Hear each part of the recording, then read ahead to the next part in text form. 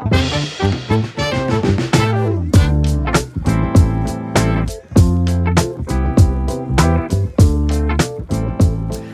everyone, welcome along to another episode of Football Manager Therapy. I am, of course, your host, Tony Jameson, and joining me, as always, is the one and only Rich Owens. Rich, how the devil are you, buddy? I'm really warm, if I'm honest with you, pal. I'm hot, I'm sweaty. I'm recording this week's podcast, by the way. If anybody's noticed, there's a slight change in backdrop. This isn't an abandoned Italian restaurant from the 1990s. This is my mother-in-law's house, who's kindly put us up for a few days as we are in the middle of moving house. And it's really warm here, and I can't turn the heating down because people over 60 break the thermostat. So I'll just sit here and sweat. It's fine. Apart from that, I'm fine. Mate, the way the energy prices are going, you need that heating turned off right now, okay? You cannot afford to be heating a house in August. This is stupidity right there. I know. It's madness, isn't it? She'll come back from a little holiday, and thanks for putting us up, Jan, but we've also bankrupted you, so sorry about that. You owe us $9,000. That's brilliant. But I tell you what, while we could talk about energy prices all night, which is what we sort of planned to do originally, but we're going to change tact already. We're going to change tact already because obviously we've been away for a week. I've been on my holidays. Rich has been racking up heating bills. We've got ourselves a wonderful guest, and genuinely so happy to get this guy on. We've been wanting to get this for a little while. Everybody, say hello to Big Damo. Damo, how are you, man? Thank you very much. It's brilliant. He's talking about sweating, and I'm living in 92-degree Florida here. So, well, I'm in 26-degree York, so it's about the same. To be honest. See, in fairness, you're not wrong. You're not wrong. Humidity might be slightly different, but it's okay. No, very good. Thank you very much. Thanks for having me. Oh, mate, absolute pleasure. We should give you a proper full introduction, but maybe for people who potentially don't know who you are.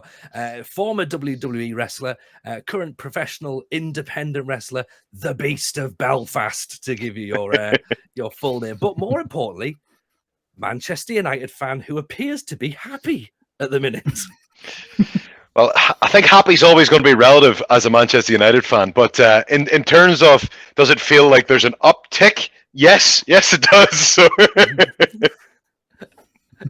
Yeah, we were saying just before we recorded, we've had multiple United fans on, and you'll be the first one who actually will come on and go, things aren't so bad, actually. If you go back through the previous ones, they're all going, it's terrible. This is the worst Man United ever. And you're going, it's all right. Actually, it's quite nice, this.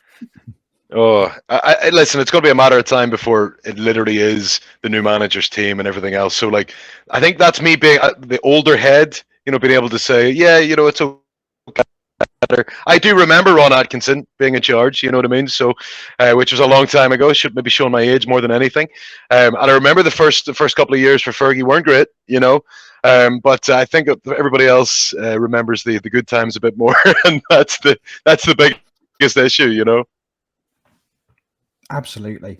I mean, it's an interesting one because I think you're the third, maybe fourth United fan we've had on the podcast in the last 3 to 4 months. And it's been because every time we've interviewed somebody and sat down and chatted to them about United, it's been that there's just been something else that's happened just before we've sat down with them. And there's been a really different array of emotions towards the club from the fans that we've sat down and chatted with. So, like I say, it's great to be able to sit down with somebody who's going to say, yeah, everything's all right at the moment. And to be fair, if you were to line up all the fans that we've sat down and interviewed, if there's one person whose opinion you're more likely to listen to, it's probably yours. I mean, if everyone else, if Big Damo, I'll take that. I'll take that compliment. Thank you. Yeah. I think the main issue in the fans that we're all united behind is we definitely want to see the end of the Glazers in charge of Man United, but at the same time, listen, it's still something that we're all doing as a hobby, which is supporting the football team. It becomes more than a hobby a lot of the time, but for the people on Twitter and things like that who take this to the nth degree and the racist abuse some of the players get or some of the other abuse they get is just way too far and absolutely ridiculous. But at the same time, I do agree with the Glazers out protest, and that's something that I'm pretty vociferous about, especially recently. And I think we're all united in that regard. But in terms of what we're seeing on the pitch, it's a long process, and I think that people think this is going to change with one transfer window. You're all too busy playing FIFA and Football Manager to have any idea of what reality is, and it is going to take a couple of years, maybe longer, before we are a unit. We are a team who can actually put together enough performances to come up against the likes of the Cities and the Liverpools and whatever. Yeah, no, absolutely. And you mentioned there the Glazers out, and obviously mentioned that you're based over in Florida these days. Like, what's the feeling in the States? Like, do they get a hard time in the States, or do the people sort of go, well, hang on, these guys, like they run the Buccaneers, like they've just they've just won the Super Bowl. To give you guys an idea, the Buccaneers sat as the worst team in the league for 11 years. Yeah. So the Glazers first took over and they won the Super Bowl in 2005, right? I think, or maybe it was just before then. Then for 11 years they were the worst team in the league. I think it might even been 12 or 13 years, and then they decide, you know what, we're going to go and get Tom Brady, and they won the Super Bowl again, and then Tom Brady leaves, and it'll all go back downhill again because there's no relegations here in America, so they don't understand that concept. They just think, well, it doesn't matter because there's swings and roundabouts. What they do here is nuts. They fire the manager every year, and then they fire the general manager every 5 years. So it's like this cycle. The general manager is kind of like the director of football. So they kind of do this same cycle. And then they decide, okay, we're going to put money in our pocket and we're going to go and get Tom Brady. And they won the bloody Super Bowl, which is mind blowing. Like, but that's the difference between American sport and British sport. We can get relegated in English football, so that is a complete unknown concept to them. They have no idea how that works. And if we had got relegated, they wouldn't have been fussed. That's one of the craziest parts of it. But the reaction to here is like people just didn't take Buccaneers seriously for a long time. But the fans were like upset because they got this brand new stadium that was paid for by the state. It doesn't get paid for by the owners, which is a disgrace when you really think about it. So the state pays for the stadium. And they sit there doing nothing for a long time, and then they decide randomly, okay, now we'll make a difference, and then Super Bowl. So it's like that's what they hoped was going to happen last year when they brought in Ronaldo. They saw that, and they even said that in their press release. That they saw this as the Tom Brady of Man United. You know what I mean? But it's a bit different in our version of the games. Yeah, no, you've just beaten me to it. 'Cause I was going to say there's that really interesting dynamic, isn't there? Like you've got, Tom Brady, arguably one of the greatest ever to play the sport. Moves to a team like absolutely, yeah, and can carry them to a Super Bowl. Whereas somebody like Cristiano Ronaldo, as accomplished as a footballer as he is, suddenly you stick him into a squad with like Scott McTominay and Eric Bailly, and you're like, go on, win the league. It's not going to be as straightforward. Yeah, that's the thing. Ronaldo didn't coax Paul Scholes out of retirement, did he? So it's like Tom Brady's on. Yeah, it's a bit different. Yeah, Gronkowski, is this incredible. What position? He's not the wide receiver. He's tight end, isn't he? Tight end. So like, yeah. Rob decided to retire at like 30 or something, and then Brady's like, "Hey, you want to go and win a Super Bowl? Yeah, sure, why not?" It's a bit different, if we call like Giggsy and say, "Hey, do you want to miss your court case and come and play for a season?" You know what I mean? I don't think it's going to work that way, He'd have been over the moon. He'd have loved that. But that's the thing. So obviously the new manager in charge now. There are new players in there, and I know when we've spoken to previous guests, they've been Duke particularly. Shout out to Duke, by the way, who was when we recorded him was very, very angry that United were going to do no business whatsoever. So we can now look on it that you've bought Anthony for 80 odd million quid. You've bought Martinez for about 70 million quid or something. There's another couple of players who've come in as well. Malacia, sorry, that's the guy. Sorry, who looked fantastic recently. So absolutely, money's been spent and probably in decent positions. I think. I think the difference between money being spent and money being used, which we have coming out of our team anyway. Like no money has been spent by the Glazers, and that's one of the real issues of this whole Glazer protest. Is they bought it with debt. They never paid any money in, and they've only ever taken money out. So, yes, I understand it's been like $1.2 billion or whatever pounds that we've spent on the team. But it's like if you give me a dartboard and put a bunch of players' names on it, and then I close my eyes and threw the darts at it, that's exactly how our process has been for the last 10 years or whatever. So having a manager come in and decide, no, he doesn't want the likes of Pau Torres and whatever else. Like he wants Martinez, he wants Malacia, he wants whatever. And they went, fair play to them. I know we overpaid massively for Anthony. But listen, he only needs to score 3 goals to come close to Jack Grealish. So, if we really wanted to get upset about money and whatever else, then we could be here all day. We could talk about Lukaku and his loan back to Inter Milan. But listen, all the major teams are going to be forced to overpay, especially right now. And we've been forced to overpay by Ajax for a lad who's definitely not the finished product, and he may be years away from being the finished product. However, if that's who the manager wants, then I'm glad we've got what he wanted, because Jose Mourinho's main problem with Man United was he wasn't getting the targets he wanted. Van Gaal was apparently the same. He wanted Thomas Muller and he wanted a couple other lads, and they were close to happening but didn't happen. So he ended up getting fucking Rojo and whatever else, you know. Like there's all these kind of examples where we weren't getting what the manager wanted. Now, Ole Gunnar Solskjaer hadn't a clue what he wanted. You know what I mean? So he got, you know, he was like, oh, English guy who plays centre back. Yeah, get him. Great. 80 million. Fantastic. Bargain.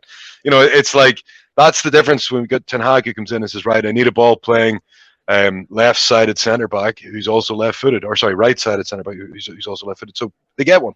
You know what I mean? So they want a right winger who's left-footed. He gets it. You know, he gets Malacia, who's a youngster coming through, who's already unseated Shaw, who we didn't expect to happen for years, but it just shows the level of malaise that was already in the United squad, you know, especially amongst the English contingent, which is actually quite sad. Like, since that European Championship, you know, everybody went downhill massively. And Shaw was incredible throughout that whole tournament. Maguire was incredible throughout that whole tournament. Won every ball, Maguire. And then he starts the season like as an absolute shambles. You give him one of the best centre backs in the world as a partner, and he gets worse. Amazing. But that's been our last few years has been awkward. So I'm glad that the manager got targets that he wanted over the line.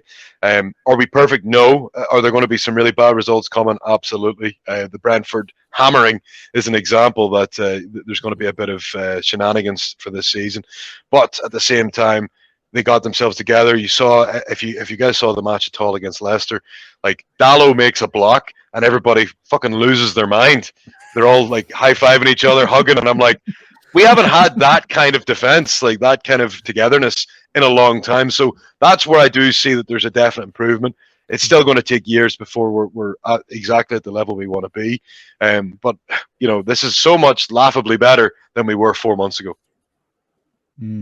I mean, every signing that got made kind of felt deliberate, which I think is, which if you look at United's transfer policy over the last, 3 or 4 years, I mean, you couldn't say that at all.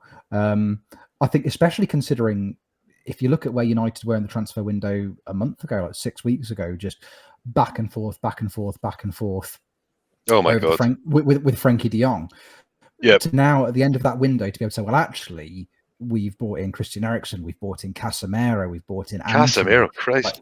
Like we've bought in Martinez. Like, there aren't many United fans that, if you'd said that to them 6 weeks ago, wouldn't have first and foremost like no, you're obviously mental. That's just not going to happen.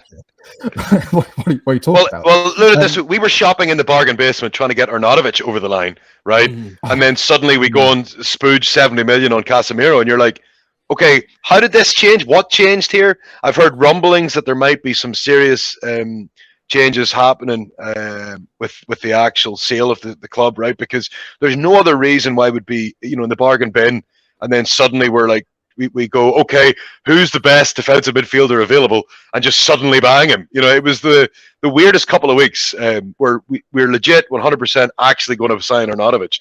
Only the people protested, thank God, because listen, I'm sure he'd be fine, right? But we have a hefty amount of let's just say it, black players, and he's a noted racist. So I don't really see how that would have been a good idea across the line anyway. We shouldn't be thinking about bringing this fella in anyway. You know what I mean? But that's kind of the position we were looking at there briefly, and then suddenly, I think we knew the De Jong thing wasn't happening, so they bought Casemiro, and somehow they put the money in the pocket again for Anthony. So it means they're not going to get their dividends this year. So, go fuck them. You know what I mean? Happy days. but this is the thing, though, man. You're saying there that literally that Arnautovic deal came out of nowhere. You've got, whatever people think about Ronaldo as a footballer, as a person, he's a piece of shit, right? He's in the dressing room as well. You're then going to potentially bring Arnautovic. There's obviously been the other player that's been and gone, right? The other player that was in the United squad who's been and gone and isn't coming back for a little while, potentially not even ever. Fingers crossed with that one. Like, these are just not players that you need in and around a club. Like, who's making those decisions? Like, we say there about United's recruitment policy over the last few years has been non-existent. Like, at least with when Ferguson was there was a plan, and it was very deliberate. It was, I need a player who can do X, and I go after that one specific player. And I'll only buy one player this year, but that will be the player that I want. Whereas, as you say there, the last few years have been bring in 10 players, see if they're fit. Like very much the Nottingham Forest way of sign everybody. Oh my God. Still my favorite thing in the world. Like Nottingham Forest are definitely me when I'm playing a new save on Football Manager, right? And I'm like, right, none of these guys are ever going to be above 3 stars. So let's see who can get this summer. And then the opportunities keep happening. So it's brilliant you brought up Nottingham Forest. Still my favorite thing ever. 22 players in one transfer window. Amazing. But no, I think like, listen, I think we look back with rose-tinted goggles a bit with Fergie, right? He made plenty of fucking mistakes. Eric the Jamba, Cleberson, David Belly, and like there was so many of them who didn't work out, right? The whole no value in the transfer market stuff was a load of bollocks as well, right? But realistically, to have an idea now with a manager who wants a specific thing, that's good. I still think we need a director of football. Like you're relying on John Murtagh, who learned under the learning tree of Ed Woodward, and John Arnold was the same. So you're wondering, like, is this going to get any better? Like Darren Fletcher's now suddenly a football director, having absolutely no idea of the role involved behind the scenes, other than maybe he's done a bit of youth coaching. So I am still very nervous about the setup, but at the same time, manager said no, I want these targets, and he got those targets. So if it fails, then it's on him, and I'm fine with that, because at least that's somebody saying this is what I want. You didn't give me Frankie de Jong, right? And that's fine. But you still got Casemiro and Eriksen, so you're going to do it a different way. But like if you'd have got Frankie de Jong, then obviously there'd have been even more pressure on him, because okay, you got your number one target through the door, and everything else, go and have at it. You know what I mean? I'm hoping that if he does get these 3, 4, 5 years, whatever, in charge, he's able to get rid of the lads who just aren't like, and it seems to be the English ones, which is sad but true. Who've maybe just developed, Billy Big Bollock syndrome, which seems to have come in a lot, considering we've been a very average team for a few years. But I'm hoping that with Ten Hag in charge, he can maybe start shifting out a bunch of these lads, and just bring in. I don't care if they're all Dutch. Listen, if we happen to have the entire Dutch United team, that's fine. I'm all for it. I just want people who actually give a shit when they're playing. The hardest part about supporting this team for 34 years is you've seen the absolute highs of football. You know what I mean?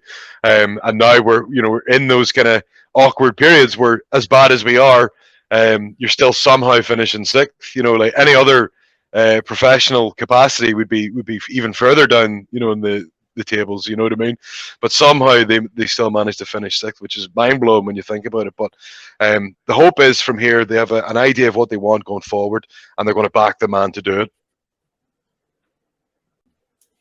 I think it has to be an exciting time. We were talking just before we hit record about the teams that we support, and I can't remember being genuinely excited about the future of Sheffield Wednesday for any point in the last 20 odd years. So and I think Tony's the same with that team he used to support from Birmingham. So it must be nice. It must be nice to be able to sit there and go, actually, you know what, and for a club the size of United as well, it's like success is expected, failure is magnified, and after years of comparative disappointment, to be able to sit there and go, actually, you know what, the building blocks are actually properly in place now, and we could go. Well, we've deserved it a little. We've deserved it a little because we saw it happen to Liverpool. Like Liverpool, the biggest team in the world in the 80s. You know what I mean? So, we knocked them off the top of the perch, and then we've just allowed ourselves to go the exact same way. So, we haven't learned from their lesson at all, and it might take us even longer to finally figure out how we want to be. But yes, I'm definitely a lot more excited now than I was. And like, listen, there was a period when we got thumped by Brentford. I'm like, oh Christ, what's going to happen this season? But sometimes you come up against the right team at the right time, and we come up against Liverpool of all teams, and we managed to make them look very ordinary for at least 30 minutes of that match, which for us was a massive victory in itself. Us winning was mental, but for us to actually play well against them and make it very difficult for them might be a template for a lot of other teams this year against them. So and that's one of the coolest parts, is that we managed to figure out a way to play against the ultimate heavy metal pressers, whatever the fuck name they give themselves. You know what I mean? Was it the they get the mentality monsters, as they call themselves. But nothing to take away from them. Listen, I'm actually thinking about it now. I'm thinking I'm going to fucking get a tag team this next year, and you know what I mean. Mentality monsters. I'm up for it. Can we all be in the three of us? It's going to have to now. Going to have to. This is the next faction, boys. Exactly. Right, you can be the muscle. You can be the muscle. We'll be the speed, right? You guys do all the talking for me. How's that? That works. You just go in and knacker everyone for us, right? But so this is the thing, right? So you've obviously now got this result against Liverpool, like you say. You've now got to sort of work out to grind out those results against, with all due respect, the Brentfords, of the world, like. And it's exciting to see that now. If we pull it back into a bit of FM talk as well, we've already mentioned like the Forest and their transfer policy this year, which is very much everyone's transfer policy of sign everyone on pre-contract agreements. Then the 1st of July comes round and you go, oh shit, I've already signed. I forgot about them. And then the guy you've wanted for 5 years is on the transfer list. You're like, oh, for fuck's sake. 100%. You're straight in for him as well. You're like, right, I'm buying 8 more players that I've already got in that position. We're going for it. But yeah, obviously the reason that we reached out to get you on the podcast, that we've sort of spoken, I think, historically about Football Manager, and then you mentioned on Twitter recently about how Football Manager's currently the savior of a professional wrestler traveling, and I was like, we're speaking of Damo. We're getting Damo on here, like so. So yeah, let's talk FM. Because when did you get into it, and what's your strategy? We'll do it all. So I'm gonna show my age right away here. So I played the very first Football Manager, and I'm talking about. I actually had to get my friend to write this down, so I'm going to double check what it is. So it was before the Commodore 64, so it's literally like a. And maybe one of the Amstrads or whatever else, the very first Football Manager, and then eventually the Championship Manager series came out on PC and everything else. So I've been playing that since I was literally able to, and allowed to play with an electrical equipment. You know what I mean? And my vivid memories are of Championship Manager 2, and then like 96, 97, 98, and moving on 3, 4, whatever else. But like I remember, like my first real success was in Championship Manager 2. I took they don't even exist anymore. God, what was it? Was it Swindon Town? No, it wasn't Swindon. No, Scunthorpe. I think it was maybe Scunthorpe. It was one of the teams who recently. It was one of the teams who recently folded, and I took them to the Premier League title, right? And that was it. That was the love affair that you then. It becomes a part of your life. Then you buy every copy that comes out, and you try every permutation of you try playing the foreign leagues, you don't like it, you come back just playing the English league again. But honestly, it's been a long time, and one of the coolest parts of the last few years was, so I bought a tablet a few years ago. It's like a Samsung tablet, right? And I was able to start getting Football Manager Touch, which is like a slightly slimmed down version of Football Manager. And I've been able to take that with me on the road, like full speed, and it's fantastic. I'm able to blitz through, years and years and years of gameplay, and that's helped a lot, because as the game got so advanced, it was harder to have a laptop, powerful enough to be able to play the game, and let alone have a laptop that you could carry with you across the country or worldwide, really. So being able to get Football Manager Touch was massive. Sadly, they didn't release this year's copy on the tablet. It's on the Switch. I've got it on the Switch, but it's not exactly the same. But so I'm still kind of playing the 21 version. And to be honest, like I've played so many long-term files of the 21 because it cuts out at 30 years. So every time I get to the 30 years, I have to retire and start again.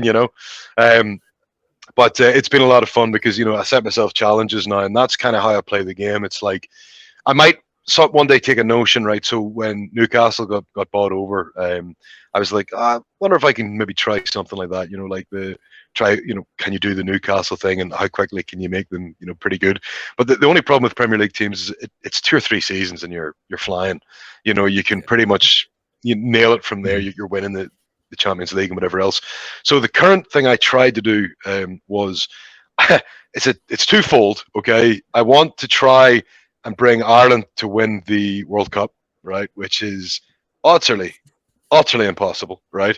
But at the same time, I'm going to try and take an Irish League team and make them win the Champions League, because my thought process is, if I can get an Irish League team of all teams, oh my God, to Champions League, then it means I'll have youth academy at that point, which might be good enough for the Irish team, blah, blah, blah. It does work, you know, when you're into 20, I think I'm on 2047 or 2048 now. And I got to the final of the Champions League with Waterford, which is like a team in the southeast of Ireland. And at the same time, I've now got good enough players that I'm actually competing now internationally. So my save's about to die in 2 years, but there's a World Cup coming up, and the hope is that I can maybe win it. But it's one of the craziest ideas, and somehow we've got to the point where we're competitive, which is, you know, for Ireland right now is doesn't seem possible. Yes, Bazunu's not a bad keeper at Southampton, but name me one other one. Well, you know what, right? There's two things I'm taking away from this. Okay, first of all, like, welcome to the OG club, because I'm like yourself, I'm OG as well, right? Okay, so that when you said that, I was like, yeah, good, right? We're all on the same level here. Like, you're proper old school, and then you went, oh, I'm doing a build a nation with Ireland. I was like, oh, yes, of course you are. Of course you are. Fucking love that, right? I'm insane. I'm insane. What I would suggest when you started mentioning that, we've had a couple of guests on who do a build a nation save in Ireland. Second Yellow Card, check him out. He does one with sweet, with Treaty. So he's currently managing. Oh, okay, yeah, Treaty. Yeah. So I spank them regularly now. How we roll Owen, and Stacey Summers invented a team called Bettystown from outside of Dublin. She put them into the English leagues and trying to get them promoted through. So so there's a couple of people who are doing similar stuff, and like, second you started saying about this, I was just like, oh damn, oh man, this is perfect. It's a labor of love. So I just found out there, I had to check, it was the Sinclair ZX Spectrum was the very first system I played Football Manager on. That gives you an idea of how fucking old I am, maybe. But yeah, no, honestly, it's become like this mad labor of love, because, you know, it's very easy to choose a Premier League team or a Championship team and do well, you know, but to choose like a nation, like weirdly like Ireland, which doesn't seem to, like, you might get the occasional wonder kid once every 10 years or whatever else, you know. So like, to try and build around a 1 in 10 year wonder kid is like very difficult. So, but it's been very rewarding. Like, I've built a solid-ish team, and I put something up. I finally got like this wonder kid striker. He came out of my one of my youth teams maybe like 4 years ago, whatever. And he's an outrageous striker. So that's who I can now build around and whatever else. But honestly, like, I think the only problem for me is you know, the easy patterns are too, like, they're boring, you know what I mean? And like, as much as I'd love to be United and win the Champions League every year, you know, it's just not.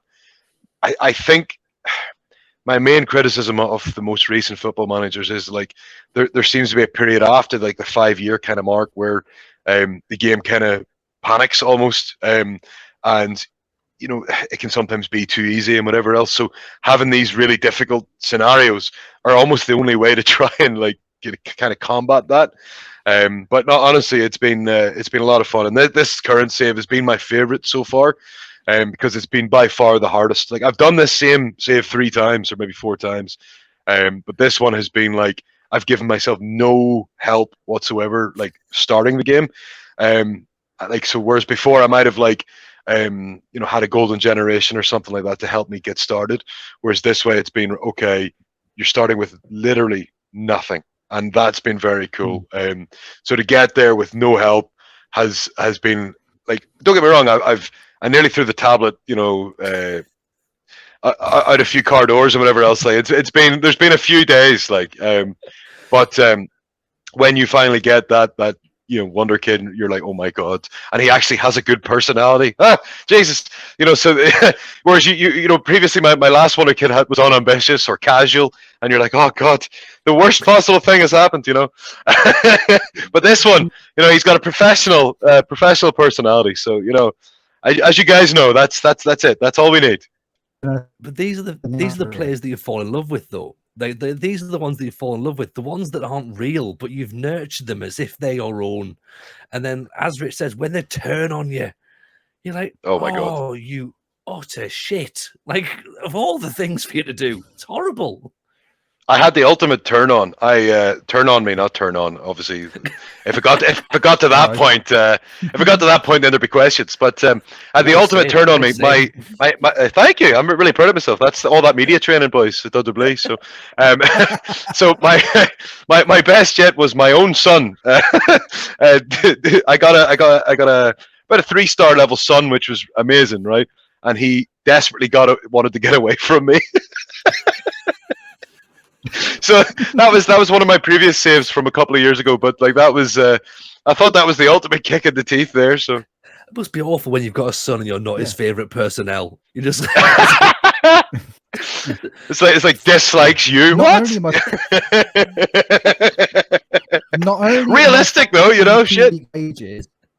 Yeah. And you're grounded. There you go. That'll teach you. Well, I had one of my favorites ever was I had a player who missed training so many times that it got to the point where he didn't get paid for 2 years because he missed training. So I fined him 2 weeks' wages 40 times, right? So he missed 80 weeks of pay just because he kept missing training. And I was like, I'm just going to keep this guy. This is fabulous. You know what I mean? I mean, good for the budget. That's incredible. Like you've literally saved the club money. Just send him out on the lash. Like, he can't afford to go on the lash, but he's not here. Like I can't get a train. Why? I've got no petrol because you've given me no money. 80 weeks of no pay. 80 weeks. I swear it was the best thing I've ever seen. It was literally like, and he was my Gascoigne when I really think about it because he was my playmaker. You know what I mean? And he put a hell of a shift in every week, right? No problems with him on the pitch, but he kept missing training, and it was the funniest when I got a notification because I kept ignoring it. It's like, this is now the 40th time he has missed training. I was like, maybe I should do something about this, and then I realized I've just saved so much money. So.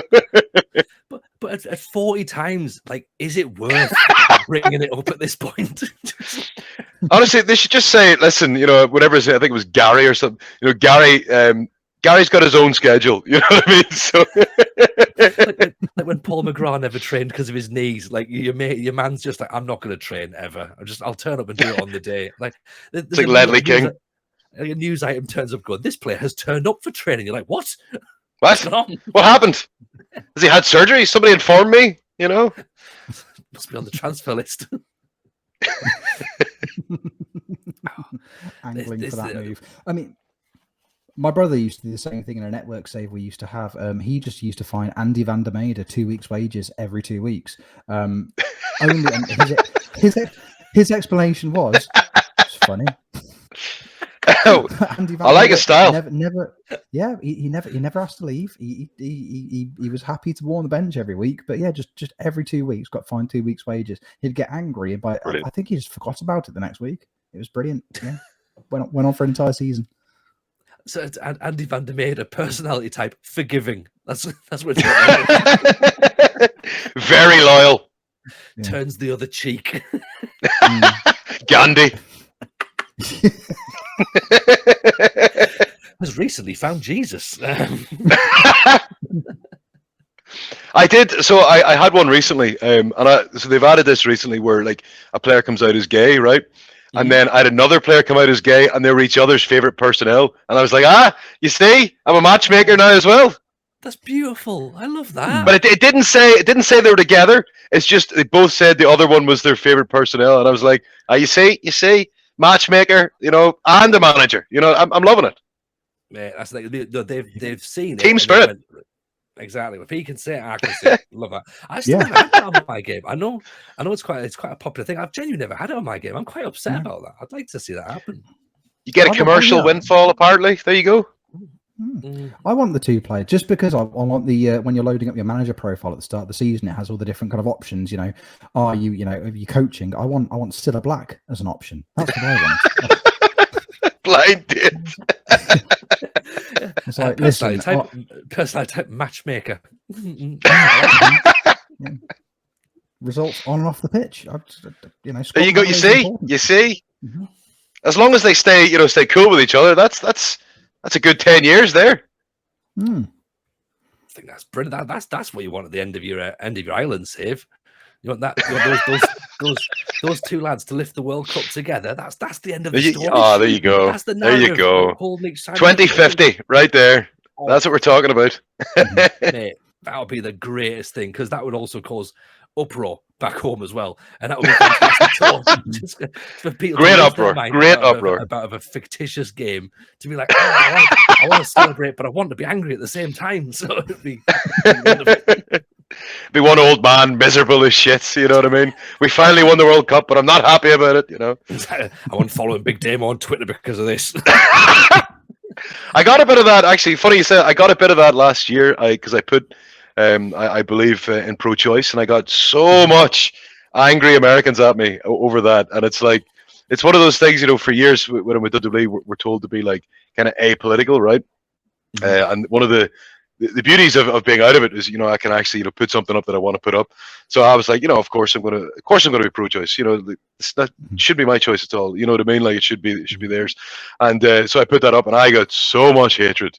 And it was the first time, like, you deal with negativity plenty, on Twitter and whatever else, because as somebody, I think it was Louis C.K. or something, said that Twitter is just like the person like rambling in the street, you know what I mean? But for some reason we're listening, But the funny part is, that is actually incredibly true. But yeah, the amount of negativity I got for that. So could you imagine if I put up this? Fuck it, I might put it up. You know what I mean? So like I'll put it up. I'm gonna have to. Yeah, well, we're sort of like we quite like the fact that we're quite outspoken about various issues and stuff. Like we're fine. Like, so we've spoken about the Newcastle takeover. We've spoken about the World Cup. Like we speak about, obviously, about pro-choice. We speak about gay rights. It's something that we're really proud of championing. And we don't hide behind any of that. It's like, we know that there'll be people sitting there going like, oh, I don't really agree with it. Like, well, fuck off then. We're not bothered what you exactly. Like, if you're not honestly, could you imagine? Don't come. If it doesn't affect you directly, then why the fuck are you annoyed? And there's something I just don't understand. But it's just, I think people want to have an opinion on everything. Like in the most negative. Like, honestly, especially this, I think COVID has proved that people are cunts. More than ever before. Because I think you're almost giving like oxygen to people with their awful takes and whatever else, you know what I mean? You've definitely seen plenty of that recently, But yeah, I completely agree with you, and that's exactly how we should be looking. Because at the end of the day, we're all in this wonderful situation where people are watching us or listening to us and whatever else. So, you want to say to them, well, this is what I believe, and if you don't like it, you can go fuck yourself. So, yeah, 100%. Exactly. That's it. It's it's not even just that it's giving people a platform for opinion. It's giving people a platform for opinion that they have to be right as well. It's not just that this is what I think. Is that this is what I think and this is correct. So not only if you disagree with me are we not going to get on because we have a differing opinion, we're not going to get on because you're wrong. So it's like, God, yeah. Fuck you, man. Fuck you. I want to sit here. I want to sit here playing Football Manager, pretending that two of the players that I have in my club are a couple and happy together. Why does that make me a bad person? Like, yeah, just.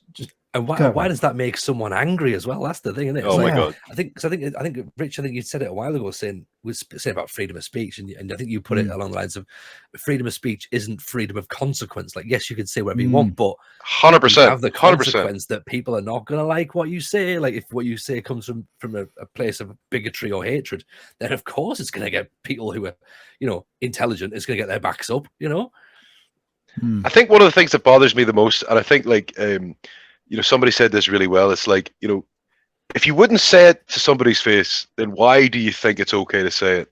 You know what I mean? Because realistically, like, for a fact, like a lot of people probably could deserve a good slap, right, every now and again. Right? That is the truth, right? And we're all big enough and ugly enough to know that.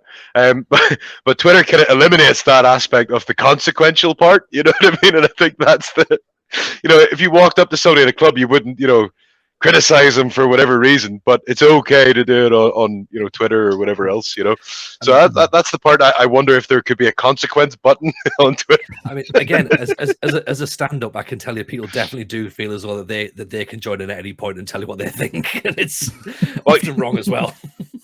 what I would love to know, like, is how many people try to tell jokes to you. That must So be many. fucking brilliant. Mhm. Oh my So god. many. That must be the cringe of your life. The ultimate cringe must be when somebody comes up thinking they're fucking hilarious. See, the thing is, right? No one's going to come up to you and go, "Oh, watch me do a clothesline," right? No one's going to do that. I wish they would. That'd be amazing. Oh my god. Yeah, here's a move for you, right? No one's going to do that. Right? Whereas for us, they're going to go, "Oh, here's a joke," and you instantly go, "This is going to be racist, isn't it?" Right? And usually it is. Of course it is. Or if you're in a gig environment, you usually whoever decides to pipe up and heckle is a few beers deep and thinks, "I've got this one," forgetting that the person on stage has a microphone, so it's instantly louder, and does it for a job, so it's clearly better. And some of the battles out on stage have been brilliant. Like, just because the best ones are is when people don't realize just how badly it's going for them, and just the whole gig is like in uproar because like they're going, "I've got a really funny thing to say," and you just go for it and go for it and go for it, and they're like, "I probably should sit down now." Actually, I think I've outstayed my welcome. Just that makes it all worthwhile, though. Oh, and then at the end they go, "Oh, I helped you out there, didn't I?" I go, "You ruined the show. Like, you literally ruined it." I want somebody to come and demonstrate clotheslines to me now. Like, fuck. Oh, that's the new thing. Just stop you in the street. Go, Damo. Just gonna try a lariat. Have you tried this? I'm in. I will judge people's wrestling moves. I mean, no problem. Just in the middle of the high street, someone tries to put a figure four on you. Like... Have it. How about it? Go for it, mate. Go for it. There you go. If there's one thing we could take away from this podcast, it's do sharpshooters in front of Damo. He'll work for it. I'm in.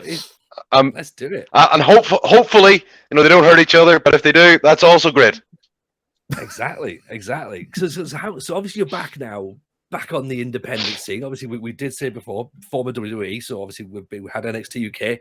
Then of course you went over to Florida. You're now back on the independent circuit. How's that working out for you? Because obviously a lot more travel, I'm guessing, now around the world. My travel interstate.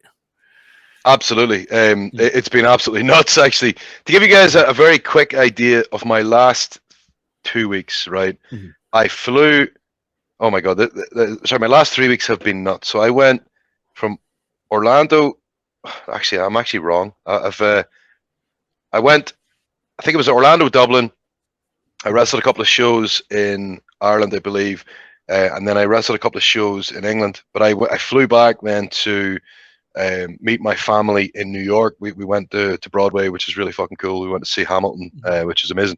And then I did a show in Chicago, flew overnight to do a show in London, and then and then I flew back to oh god, when did I fly back? So the fact that I can't even remember, and this is just the last couple of weeks, by the way. So, but like it's been a bit nonstop. But like one of the cool parts of it is it's entirely my fault because I've chosen this to happen, right? Whereas previously, if I was miserable about my schedule, it would be somebody else has created it. Now I can be miserable on my own fault. It's my fault that I'm miserable. But as I was saying to you guys, like the beauty, I actually really enjoy traveling, and like I've made traveling work for me, and especially with the likes of Football Manager, is like if I am stuck that bit longer than airport, I am stuck on a 9-hour flight, say whatever else, then I always am prepared. Like this tablet that I'm literally talking to you guys on right now. Yes, the camera might have stalled, right? But it is very reliable in every other way. So and the battery lasts forever. So, but it's been fantastic though for like to be able to choose my own schedule. Like recently, like there was a couple of companies I wanted to work for, and that's what I've been working for, and it's like then like somebody gives me a random message saying, "Hey, can you come and do this?" I'm like, hell yeah, why not? And that's kind of been the way things are going. I'm back over again at the end of October. I'm doing like a bunch of shows in Ireland, which is fantastic. There was a long period I didn't get a chance to be in Ireland, but there's a great company there, OTT or Over the Top Wrestling, who are running all across Ireland, which is fantastic. And we're doing like a show with them in like, I think the first show's in Wolverhampton, which is unusual, and then we go to Dublin and Belfast, and then we're also doing Waterford or Wexford. I'm hoping it's Waterford because just for my save file, but it might be Wexford. And then we're doing Derry as well. So yeah, I know that'd be cool. But then we're doing Derry as well. So we're all over the country, which is really cool. And that's something that's like a lot of fun for me, especially like for years, I didn't really get a chance to come down. If it was, it'd be for 2 days or 3 days. And then over COVID, I missed 2 years entirely. So I didn't get to come home at all. So finally, when I got released with WWE and then my green card got finalized, I was able to leave the country after, which was, effectively 2 years. And I've made sure to try and get back every 6 weeks, 8 weeks, try and spend a bit of time at home, and then do shows around the UK or Europe. And also, I'm going to go and see a few United games as well this season, which is going to work out pretty well for me. So I just hope that we actually play well. But that's different. My positivity was at the start of the show. So, but honestly, like having to choose my own schedule has been really cool. Listen, has there been months where there's been cancellations? Absolutely. I was meant to go to Mexico at the start of August, and that all got cancelled really late in July. So that was a right kick in the balls. But like, I know that opportunity when it comes up again, I'll take it and whatever else. But that would have been very cool to do because it's something very unique and very different to what I'm used to. But like that's so there has been cancellations, there has been problems, of course. I'm not gonna lie about that. Like, but in general, like being able to choose my entire year has been awesome. Like I was telling you, I was able to meet my family in New York, was very cool. And we made the most of it. We had a great time. Whereas previously I might not have been able to make that choice. When I was under WWE contract, you're kind of at their beck and call in a way, and that's kind of the way you are under that. For at least a few years of your contract, you're kind of okay. I kind of have to do what I'm told. Top to bottom here. So to be able to do it, what I kind of want to do and go where I want to go has been very cool. And long may it continue, shall we say? Mm-hmm. No, fantastic, man. And that, ladies and gents, in a nutshell, is why Big Damo has gotten through so many 30+ year saves on football. Like, if you want to put that level of time into your saves, all you need to do is become an internationally renowned professional wrestler, and you'll spend enough time in airports and transport. Just you'll fly through it. It'll be fantastic. Yeah, it's you'll be amazed how much easier the process is of traveling when you've got a save file that you're very fucking specific about. So, I mean, you say there about travel. I mean, last week I travelled to Norfolk. So I mean, it's the same, isn't it? So that's awkward. That's actually an awkward drive. I mean, I'd only be thinking about Alan Partridge the entire time anyway. You know what I mean? Mm-hmm. Absolutely. It genuinely saw an owl sanctuary. I was like, kids, we're pulling over. It's happening. It's happening now. Best day of my life. It's Tony and I through comedy and myself a long time ago through music. We've toured and we've travelled, but nowhere near, not even scratched the surface to the extent that you have, man. Is there anybody else that you've kind of through the WWE, through the independent scene that has the same level of, let's just call it obsession, because that's what it is, with a game like FM like you do? Because that is a good question. So there are a bunch of lads. So there's a bunch of lads back home. So I don't really meet as many FM fans stateside. Like, you meet the occasional one, don't get me wrong, right? But I was on a show. You'll love this. I was on a show in Dublin, and Christ, so the T-shirt I was wearing, I'm actually wearing it right now. I wish the camera could show it. It's one of my favorite YouTube FM guys, Park the Prem. And it's got work the space. Yeah, I love watching them, right? And I was wearing this T-shirt, and so many of the guys come up to me and said, "Oh, we're Work the Space fans," and I was like, "Holy shit!" So not only are they Football Manager fans, like this is a couple of guys from Italy and a couple of guys from Ireland. Not only are they Football Manager fans, but they also watch the same fucking YouTuber that I watch. So I had a really good couple of hours, talking about it. But honestly, I think you'll have a lot of guys more into FIFA and stuff like that who'll maybe bring their PlayStations with them and stuff, and that they'll play FIFA a lot. Like there's a wrestler, Rusev, he like goes as Miro on AEW, and he was a big FIFA nut. And he'd be a nightmare to play against. Actually, he'd always play fucking Real Madrid. Like, and then there's a guy. He was Grand Metalik in WWE, Mexican wrestler who is massive into FIFA as well. So him and I played each other about 100 times, and he used to frustrate the shit out of me because he would play kind of like the Pro Evolution style, against me, and like I used to love Pro Evo. It was one of my favorite games. But he played Pro Evo years after I gave it up, right? So playing against him used to fucking annoy the shit out of me, right? But he was pretty good. He's good at FIFA. So when I meet him, and I meet him every now and again at an airport or at a show, and we'll end up talking FIFA, you know what I mean, or whatever else. But sadly, no, I don't meet enough Football Manager fans. That is something that like I'm trying to bring to the world, trying to explain to people how handy it is, you know. But it has been more like FIFA, because when we all got Switches, right? Because of course we all got Switches, you know. We could play each other on the plane and stuff like that, which was quite cool. Like, so, and very frustrating as well.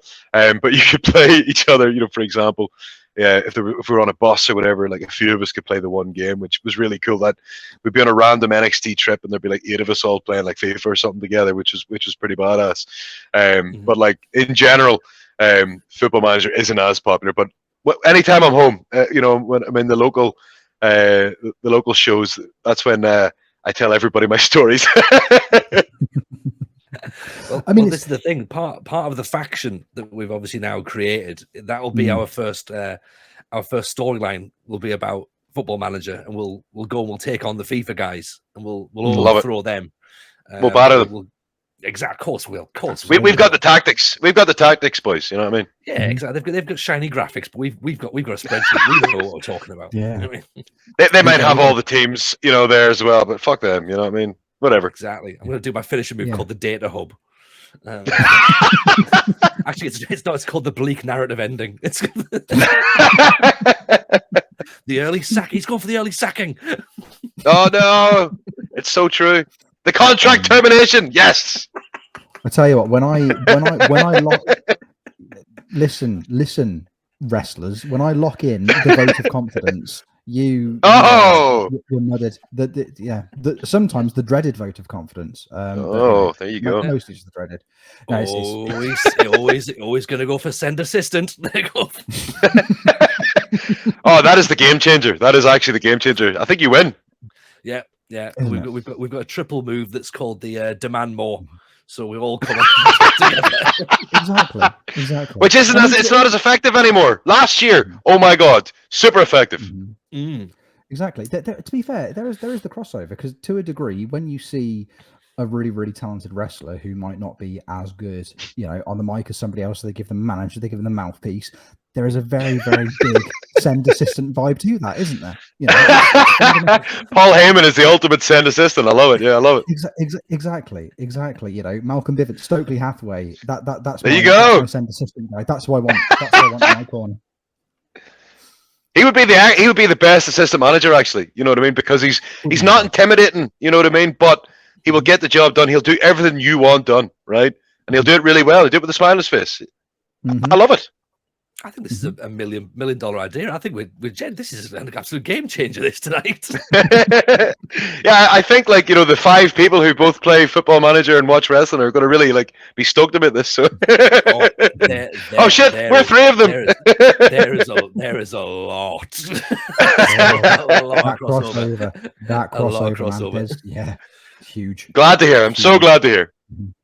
So obviously now you're back on the indies. Then is there anything that you've got that you haven't necessarily got lined up just yet, but you were like, now I'm out of contract with WWE, if this comes up, I would run hand over fist straight away to grab that? Is there any opportunities or any sort of like plans that you would want to do that you haven't quite been able to do just yet?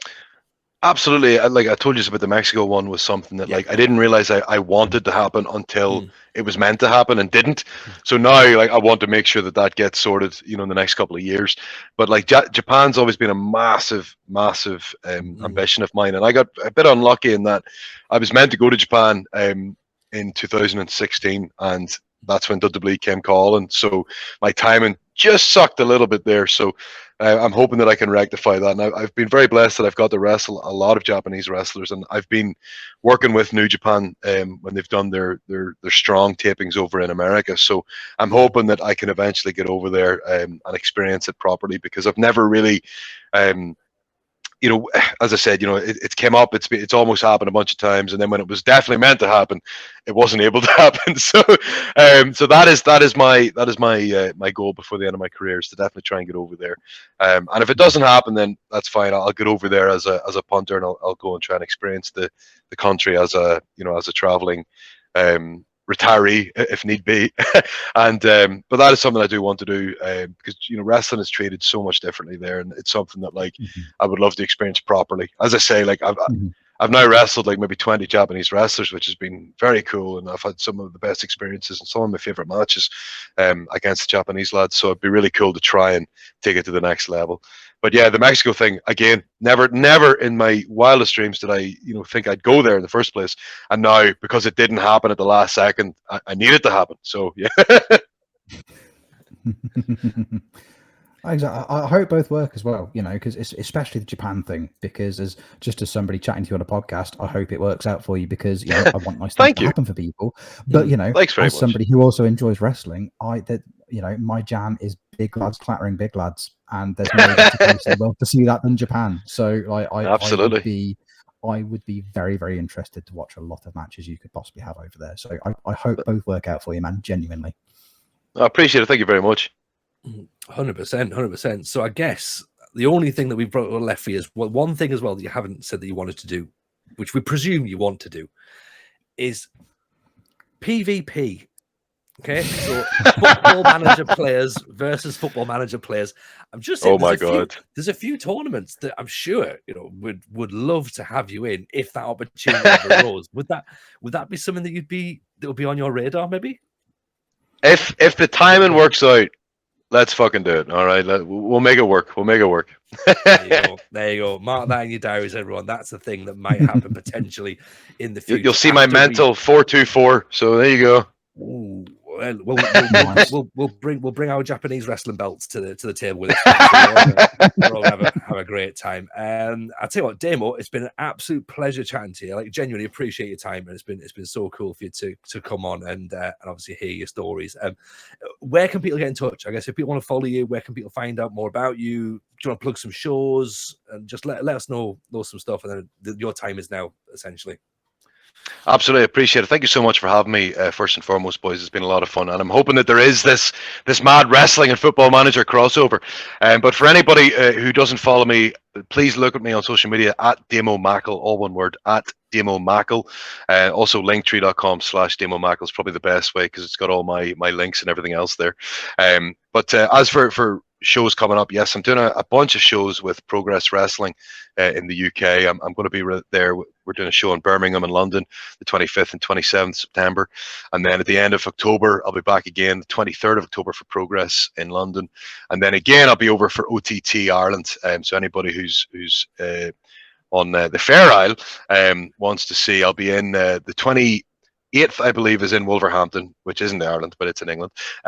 And then the 29th and 30th is in Dublin, Belfast. And then we think we're in the Wexford, I think, on the 31st.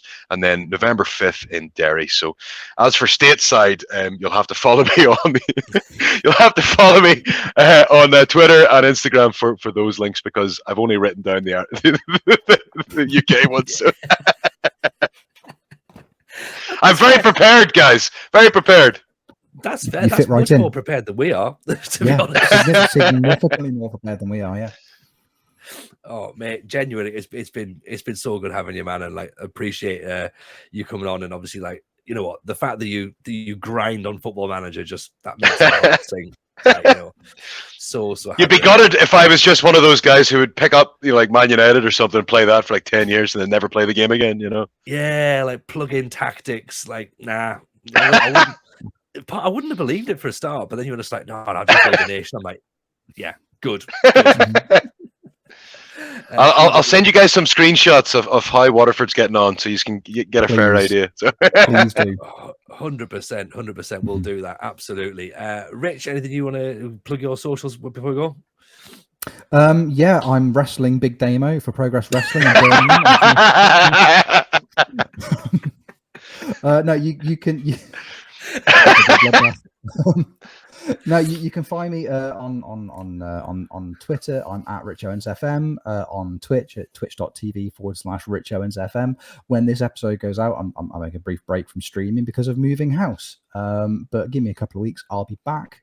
It'll be really, really, really good. But until then, you've got me on podcast form, which is just as good. Tony, what about you, man? Where are people finding you? Easy places to find me. Twitter is at Tony Jameson, and on Twitch is Tony Jameson FM. Of course, you can also follow the podcast, which is FMT Pod, Football Manager Therapy on YouTube. And get this, Damo, we've got a short plug as well. We've got the Nottingham Comedy Festival, 7th of November. It's a Monday night. We are doing a 1-hour live podcast recording, plus a bit of an FM meetup afterwards. Tickets have been sold. People are turning up.